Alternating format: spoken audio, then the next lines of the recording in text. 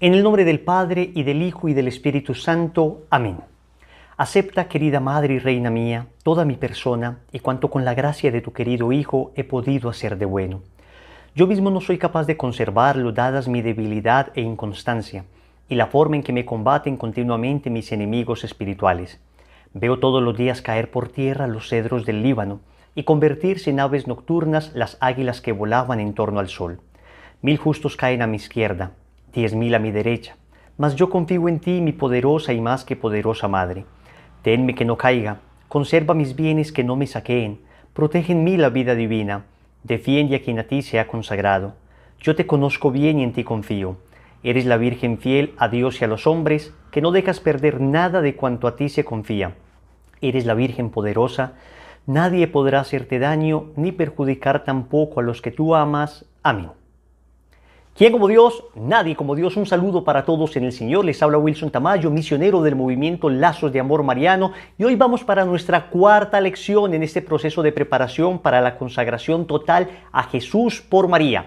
Cuarta lección que titula así: ¿son buenas las riquezas? Hoy vamos a hablar de las riquezas, hoy vamos a hablar del tener. Recuerden que estamos en este primer bloque, que estamos vaciándonos del espíritu del mundo, 2 lecciones para vaciarnos del espíritu del mundo. Después tendremos 7 lecciones para vaciarnos de nosotros mismos, otras 7 lecciones para conocer a María y otras 7 lecciones para conocer a Jesucristo. 33 lecciones en total para terminar nuestra consagración y entregarnos del todo a Jesús por María, renovando nuestros compromisos bautismales. Y en este proceso de vaciarnos del espíritu del mundo, hablábamos de 3 obstáculos. La triple concupiscencia que habla allá el apóstol San Juan en su primera carta, capítulo 2, versículo 15, que todo lo que viene del mundo es concupiscencia de la carne, es el placer desordenado, inclinación al placer desordenado. Concupiscencia de los ojos, inclinación al tener desordenado. Soberbia de la vida, inclinación al poder desordenado. Y lo primero que vimos fue entonces el tema de la soberbia, esa inclinación al poder desordenado, y decíamos que la solución para esto es buscar la humildad. Necesitamos pedirle al Señor que nos haga mansos y humildes de corazón como Él. Después vimos otra lección donde hablábamos de la lujuria y cómo la lujuria nos hacía utilizar a las personas como cosas. Y entonces le pedíamos al Señor la virtud de la limpieza de corazón, la pureza de corazón, la castidad es necesaria para ver a Dios, porque solo los limpios de corazón ven a Dios. ¿Y cómo nos vamos a consagrar a Jesús y a María si no les vemos, si no vemos a Dios en la creación? ¿Cómo nos vamos a consagrar si tenemos nuestros ojos manchados por la impureza? Hoy vamos a ver esta lección que tiene que ver con el desapego, que tiene que ver con la necesidad de la generosidad. Vamos a hablar entonces de el deseo desordenado de tener, del que somos presa muchos de nosotros, porque desafortunadamente dirá San Pablo que aquí está la raíz de todos los males del mundo. Dice San Pablo en la primera carta de Timoteo, capítulo 6, versículo 10, lo siguiente: debes saber que la raíz de todos los males es el amor al dinero, el amor al dinero. Algunos arrastrados por él se extraviaron lejos de la fe y se han torturado a sí mismos con un sinnúmero de tormentos. Palabra de Dios, te alabamos, Señor. Aquí San Pablo está advirtiendo del peligro de amar al dinero. Recuerden ese principio que establecíamos. El dinero es una cosa, no se puede amar al dinero. Se debe usar el dinero, pero no se pueden amar las cosas. Decíamos, las personas se aman, las cosas se usan. No uses las personas y no ames las cosas. San Pablo acá nos está diciendo, cuidado, que el amor a una cosa llamada dinero está pervirtiendo a muchas personas y es la raíz de todos los males. Y dice San Pablo, algunos arrastrados por este amor al dinero se extraviaron lejos de la fe. Es increíble la incompatibilidad que hay entre ese apego al dinero, entre esa avaricia y la fe. Es increíble la incompatibilidad que hay. Pero San Pablo dice, no solo pierdes la fe por amar el dinero, por idolatrar el dinero, sino que además pierdes tu paz. Dice, se han torturado a sí mismos con un sinnúmero de tormentos. Una persona que tiene avaricia en su corazón, una persona que adora el dinero, es una persona que no tiene paz, nunca tendrá paz. Requisito indispensable para tener paz en el corazón, el desapego de los bienes terrenales, el desapego de los bienes terrenales. ¿Estamos diciendo entonces que poseer bienes es una cosa mala? Estamos diciendo que poseer riqueza es algo en sí mismo malo, inmoral. Estamos diciendo que el rico es una persona mala en sí misma. De ninguna manera. Recuerden que el tener en sí mismo no está mal. Tenemos una tendencia natural a tener cosas, una tendencia grabada en nuestro corazón a poseer bienes. El pecado original desordenó esa tendencia y entonces ya no es natural esa tendencia, sino que ya es desordenada y lo que hacemos ya es no poseer bienes para usarlos rectamente, sino poseerlos para adorarlos. Volvemos esos bienes nuestros dioses, nuestros ídolos. En el libro del Génesis, en el capítulo 1, versículo 26 y 29, el Señor, al momento de la creación, nos manifiesta con claridad cómo el hombre tenía una vocación natural de poseer bienes. Mire lo que dice en el versículo 26, Génesis 1, 26. El Señor dice que el hombre tenga autoridad sobre la creación. O sea, el hombre ejerce una cierta autoridad sobre los bienes creados. Y después en el versículo 29 dice, hoy les entrego para que se alimenten todos los bienes. O sea, hay una cierta posesión que Dios nos da de los bienes. Y esta posesión, repito, es natural, es natural. ¿Qué pasó con el pecado original? La desordenó, la trastornó y terminamos idolatrando esos bienes, esas realidades creadas, sustituyendo a Dios por estas realidades creadas. Y por eso el Señor advierte, Evangelio de San Mateo, capítulo 6, versículo 24. Miren esta advertencia, es una de las citas bíblicas que más me estremece. Y ya les voy a decir por qué. Nadie puede servir a dos señores, porque aborrecerá a uno y amará al otro. O bien se entregará a uno y despreciará al otro.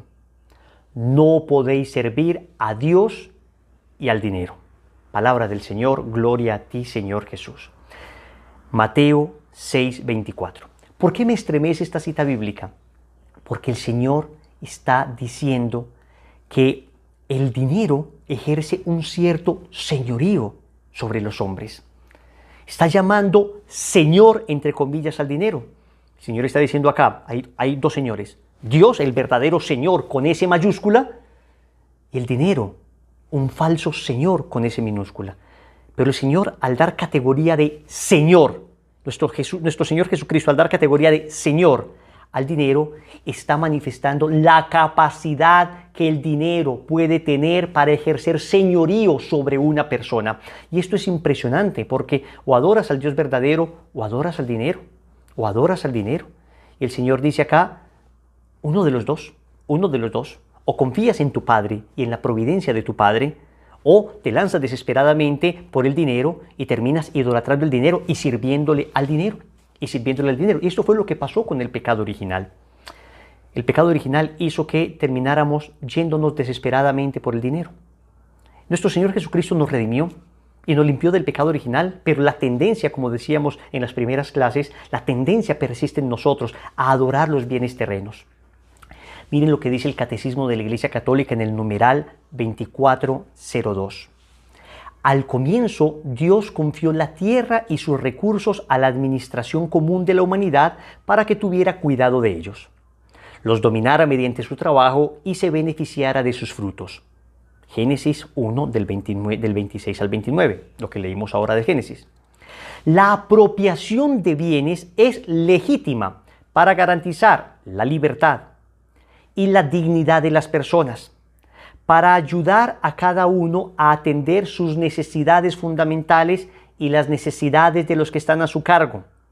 Debe hacer lo posible que se viva una solidaridad natural entre los hombres. Miren la belleza del catecismo y por eso es importante que nosotros como católicos tengamos el catecismo, lo leamos y lo estudiemos.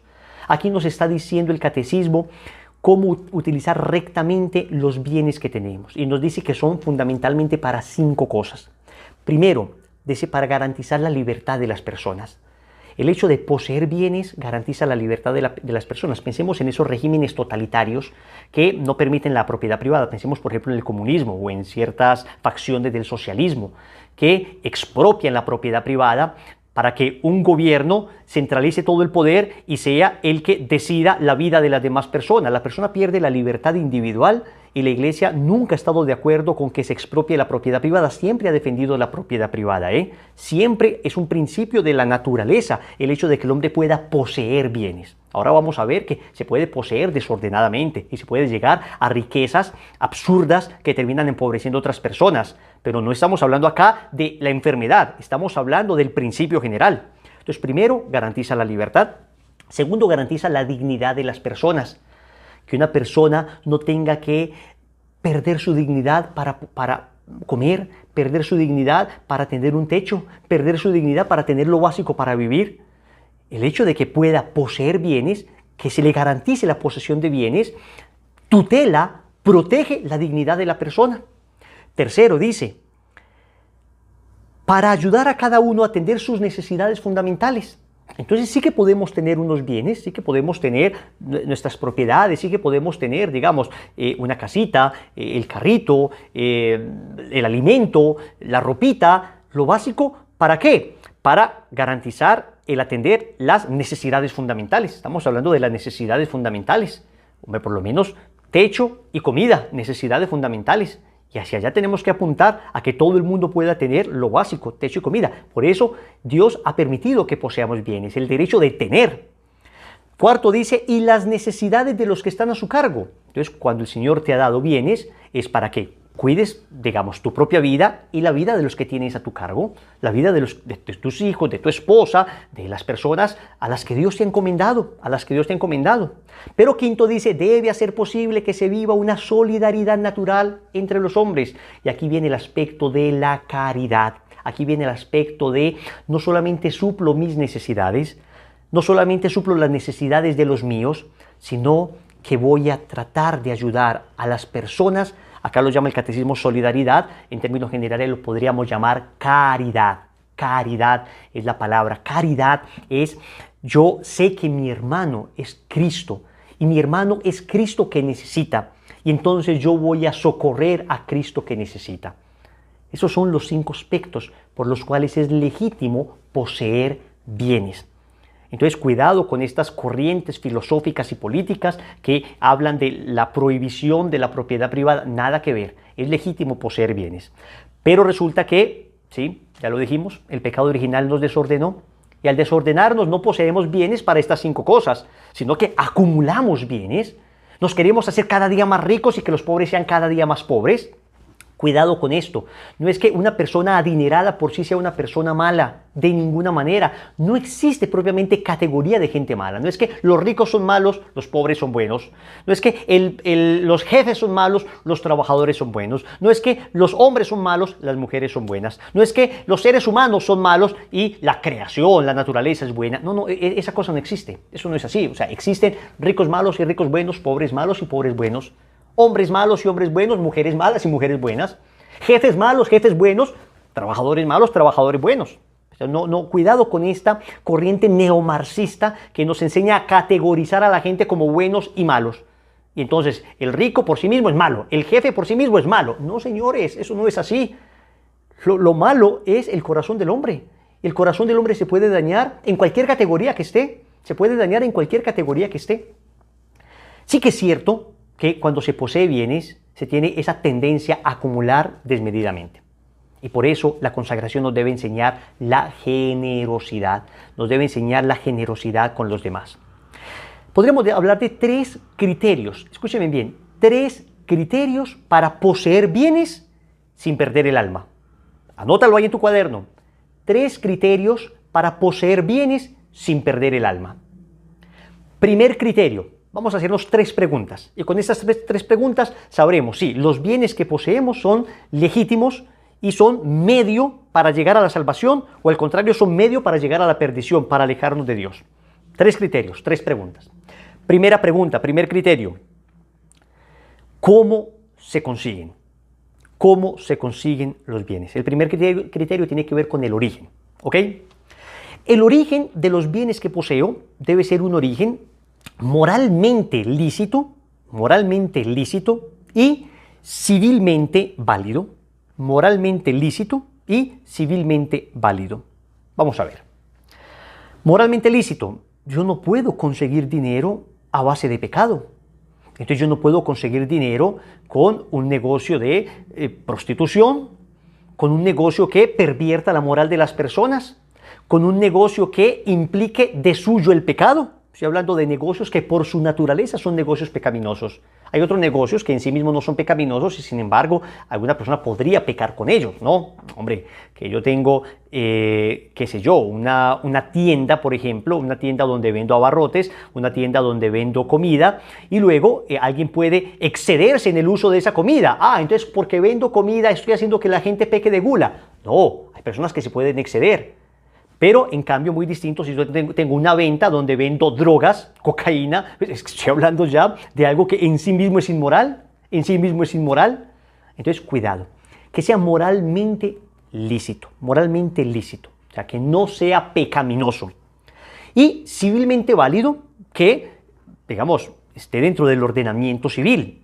Y eso es importante que cumpla las dos condiciones porque deben comulgar ambas condiciones. Yo puedo tener algo civilmente válido y sin embargo no ser moralmente lícito. Trabajo o tengo una tienda una casa de citas. Trabajo en un burdel o tengo un burdel, un prostíbulo. Y puede que tenga todo en regla a nivel civil. Pero es inmoral. No podemos conseguir dinero a costa del alma de las personas. Lo mismo puede pasar al revés. Puedo tener un trabajo, digamos, legítimo moralmente hablando, vendo algún producto que no está mal, vender ropa, pero luego civilmente lo estoy haciendo mal porque no pago los impuestos necesarios, o porque subfacturo, o porque cualquier problema que pueda tener en ese sentido. Hay que procurar siempre cumplir los dos criterios. Obviamente prevalece siempre el criterio moral sobre el civil. ¿Quién como Dios? Nadie como Dios. Entonces la primera pregunta, el primer criterio es el origen. ¿Cómo los consigo? Para conseguirlos tiene que ser moralmente válido, legalmente lícito. Segundo criterio o segunda pregunta que nos debemos hacer. ¿Cuánto afecto le tengo? Entonces supongamos que efectivamente los bienes que yo poseo los he conseguido legítimamente a nivel moral y a nivel civil. Bien, pero aún así puede que aunque los haya conseguido legítimamente, tenga un afecto desordenado al dinero, Acá la pregunta que nos tenemos que hacer es esta. ¿Nos servimos del dinero o le servimos al dinero?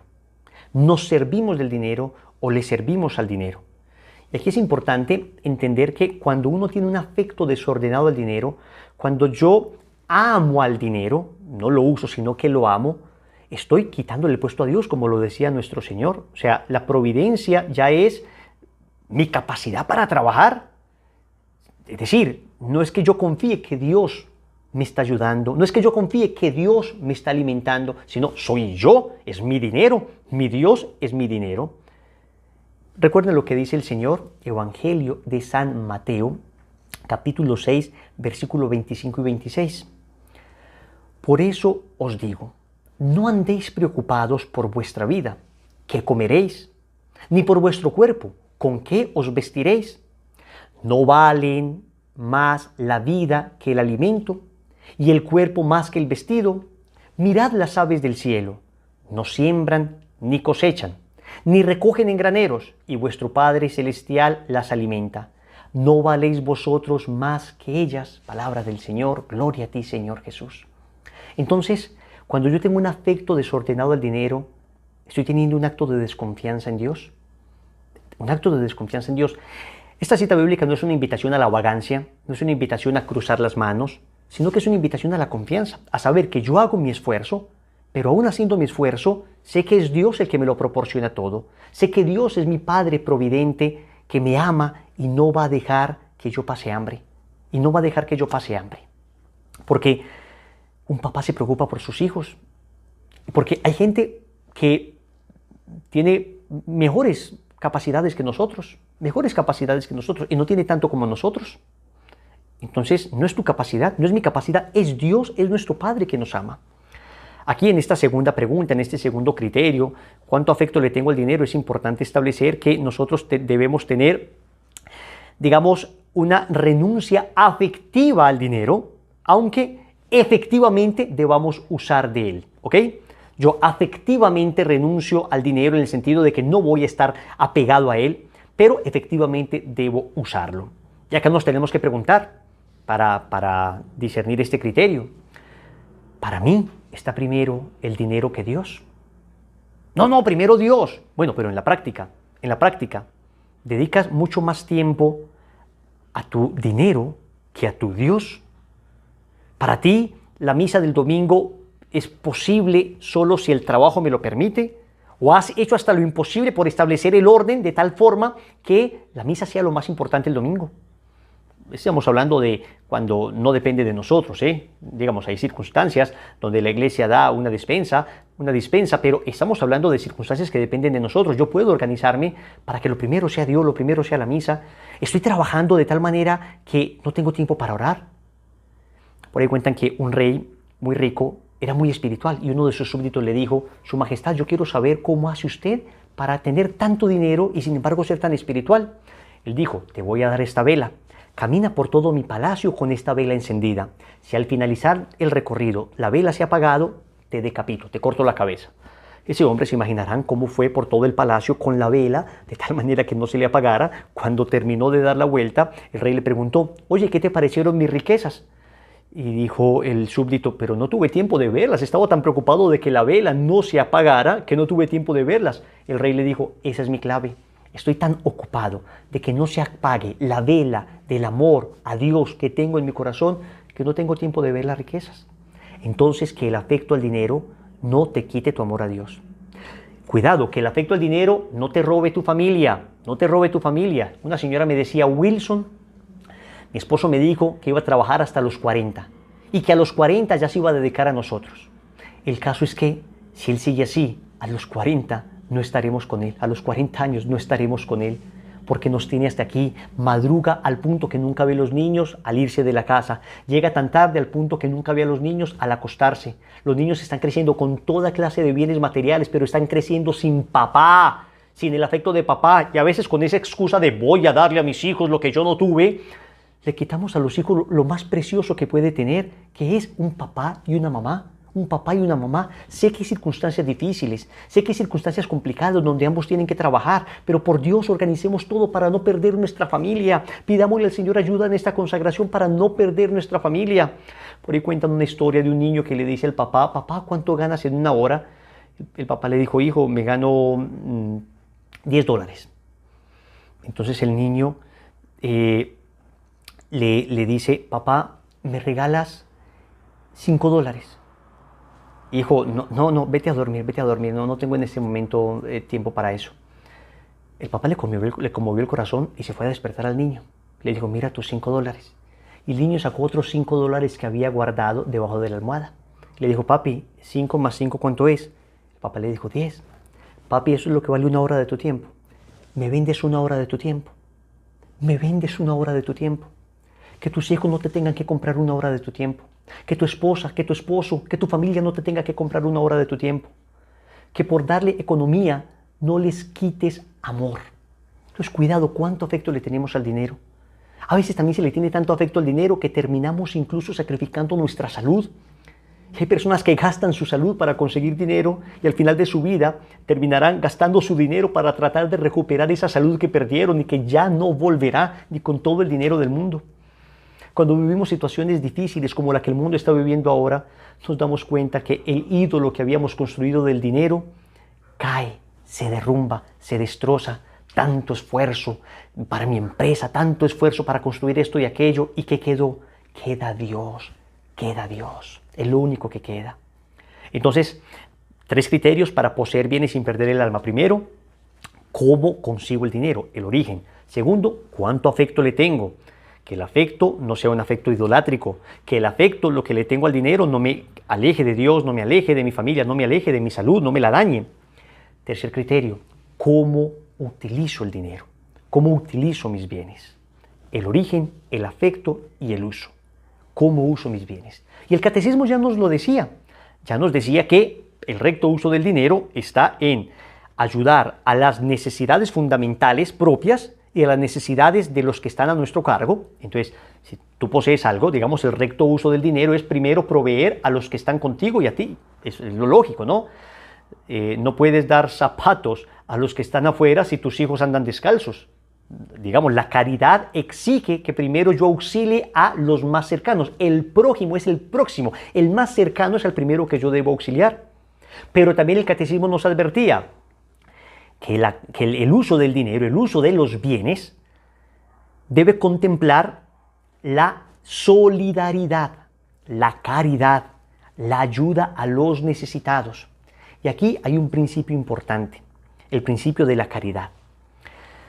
Yo quisiera leerles un pequeño extracto de este libro. Me encontré con Jesús ahora que sigue, respuestas sencillas a preguntas comunes. Es el último libro que sacamos en Lazos de Amor Mariano. Es precisamente para ayudar a las personas que acaban de terminar su consagración y se preguntan ahora qué siguen, o acaban de tener un proceso de conversión y bueno, ¿y ahora qué sigue? Tiene una serie de preguntas que uno naturalmente tiene y acá están las respuestas. En el último capítulo del libro, cuando se habla de los 10 pasos para sostener el fuego, en el 7º paso hablamos de practicar la caridad. Y quisiera leerles un extracto de esto porque creo que es importante que nosotros entendamos que practicar la caridad no es un acto de nobleza, sino un acto de necesidad. Dice en la página 241, practicar la caridad con el necesitado no es algo así como una opción que tengamos para que el Señor se ponga feliz, para que las personas nos valoren o para sentirnos bien con nosotros mismos. Te lo voy a decir muy claramente. El ejercicio de la caridad es necesario para la salvación. En otras palabras, sin caridad no hay salvación. La razón es sencilla. En el hermano necesitado está Cristo sufriente. Negarnos a socorrerlo es rechazar a Cristo y esto significa cerrarnos el cielo por nuestra propia decisión. El que sufre a nuestro lado no es un extraño, es nuestro hermano. El Padre Celestial te preguntará, ¿dónde está tu hermano? Génesis 4:9. Sí, tenemos responsabilidad sobre nuestro prójimo desamparado y es hora de que asumamos como verdaderos católicos esta responsabilidad. Entonces, señores, esto no es algo así como que qué bonito, voy a hacer caridad, qué lindo, me voy a consagrar a la Virgen y voy a hacer caridad con las personas. Es necesario para la salvación.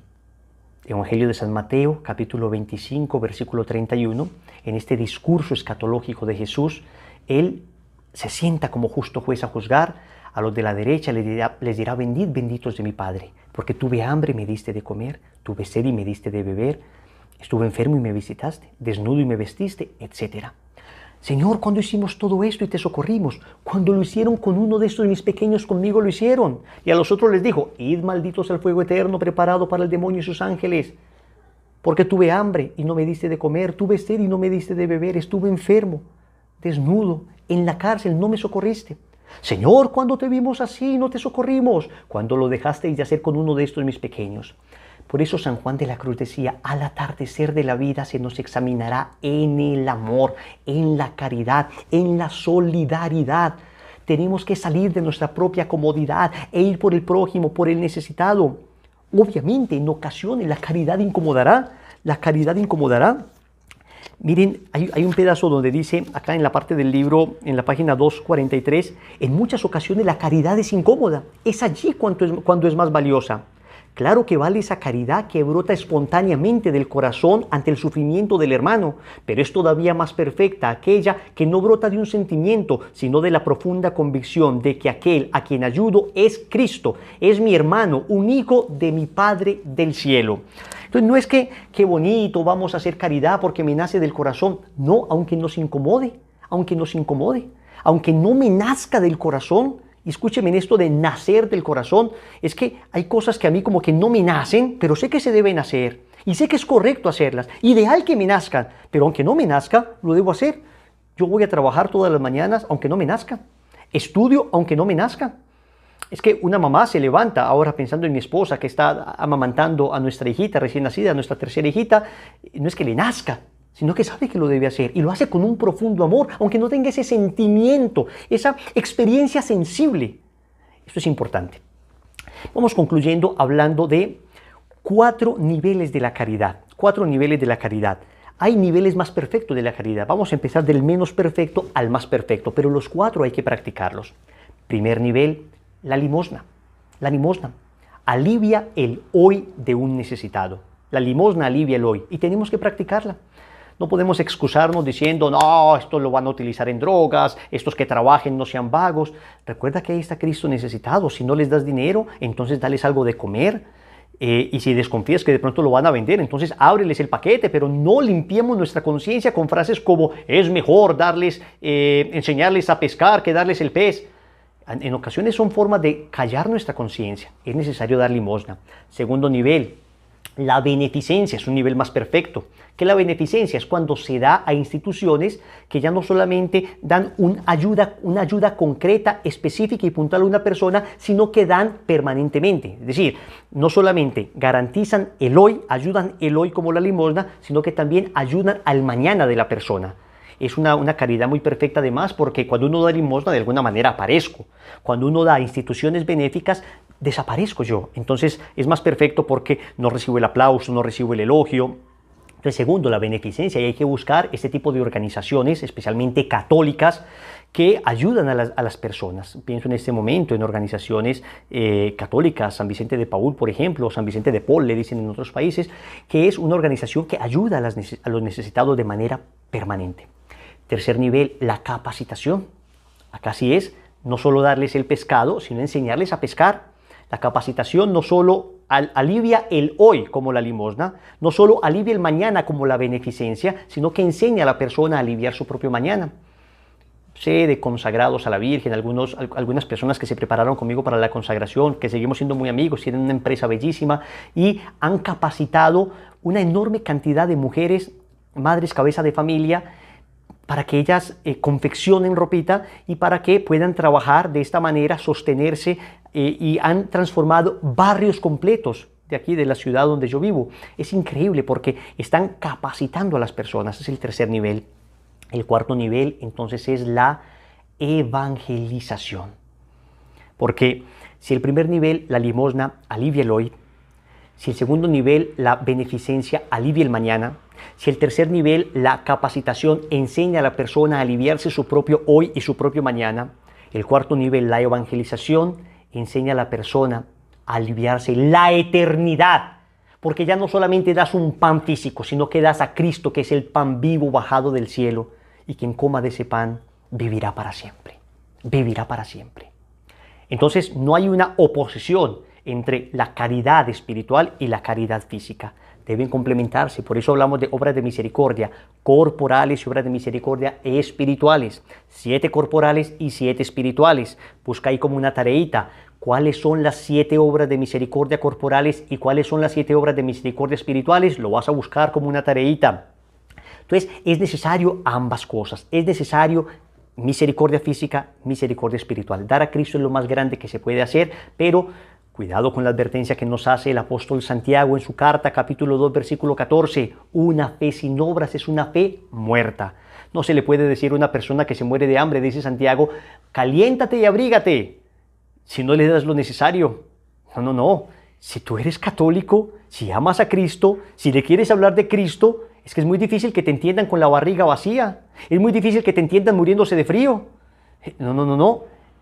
Recuerdo una historia muy bella de un sacerdote que acompañaba en medio de un combate de su país. Los sacerdotes, saben ustedes, que acompañan a los ejércitos para confesarlos, para absolverlos, para animarlos en oración. Entonces en esa ve una persona que se está muriendo, ve una persona que está a punto de fallecer, sabe que la persona no es cristiana, el sacerdote se le acerca y le dice, oye, te quiero hablar de Cristo, y él le dice, sí, pero antes, ¿tienes algo de comer? El sacerdote tenía una ración de pan, lo único que tenía en los próximos 3 días, y dijo, pues sí, mira, claro, ahora te voy a hablar de Cristo. Y le dijo, pero dame algo de beber.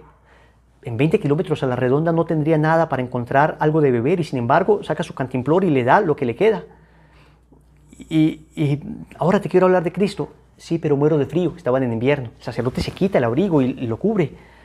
Claro. Y entonces el moribundo le dice, ahora sí háblame de ese Cristo que te ha hecho darme de comer, que te ha hecho darme de beber y que te ha hecho abrigarme, que ese Cristo sí quiero conocer.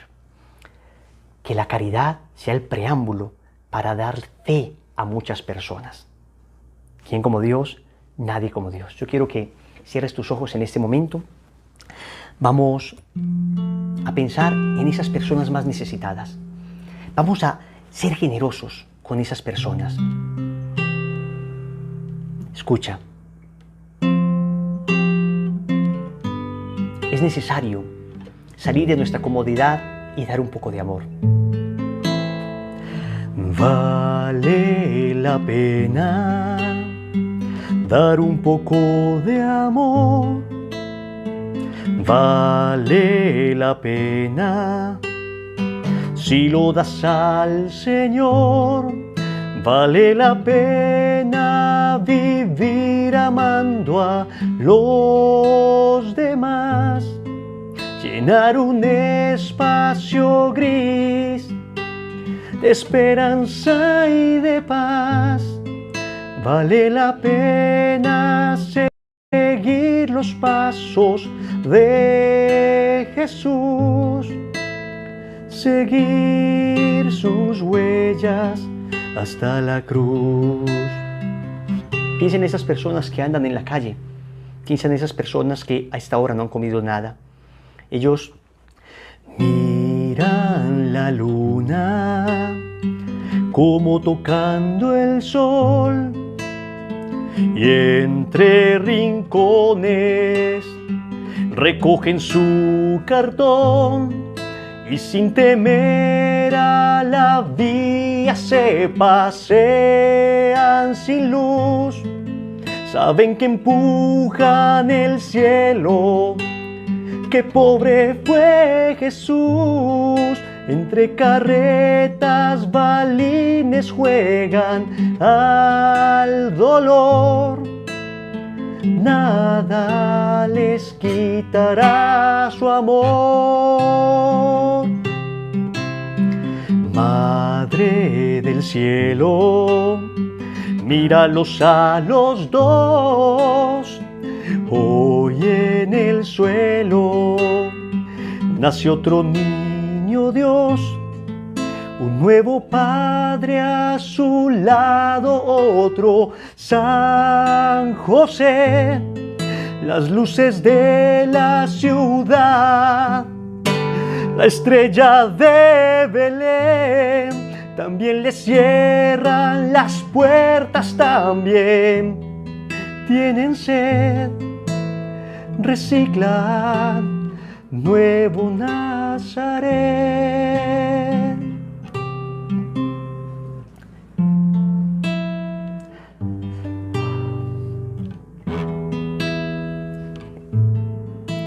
Pensemos en un instante en esas personas que hoy no han comido.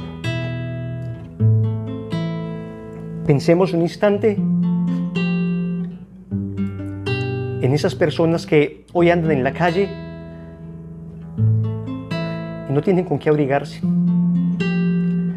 Que el Señor nos mueva a nosotros a caridad. Que el Señor nos mueva a nosotros a ayudarle a esas personas a compartir lo que tenemos, lo que has recibido, lo que he recibido en abundancia, lo que hemos recibido en exceso. No es para que no los gastemos despilfarrando las cosas. Si tenemos en exceso es porque somos administradores de los que hoy no tienen. El rico es administrador de los bienes del pobre. Somos administradores de aquellos a los que les faltan. Que el Señor nos conceda la gracia de la caridad. Nos conceda la gracia de ayudar a los más necesitados.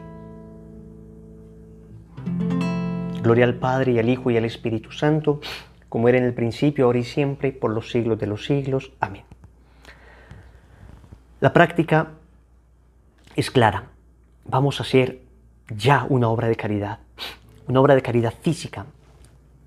Nadie es tan pobre que no tenga nada para dar, y nadie es tan rico que no tenga algo que necesite. Vamos a ayudar a una familia, vamos a hacer una pequeña donación, vamos a llamar a ese familiar que puede estar en dificultades económicas y vamos a transferir algo de dinero. Vamos a hacer una pequeña bolsa con comida, con alimentos, y vamos a entregarla a alguien. Están pasando por nuestras calles en medio de estas dificultades que está viviendo la humanidad, personas que necesitan comer. Vamos a ayudarle a esas personas. Una obra de caridad física, no sé, vamos a regalar algo de nuestra ropa para esas personas, algo que te mueva el Señor que te ponga en el corazón. Pero también vamos a hacer una obra de caridad espiritual. Vamos a hablarle de Dios a una persona. Vamos a aconsejar a alguien. Vamos a soportar con paciencia los defectos de los demás. Mira las obras de misericordia y hagamos una material y otra espiritual. Que Dios les bendiga. Nos vemos en la próxima lección. Bendiciones.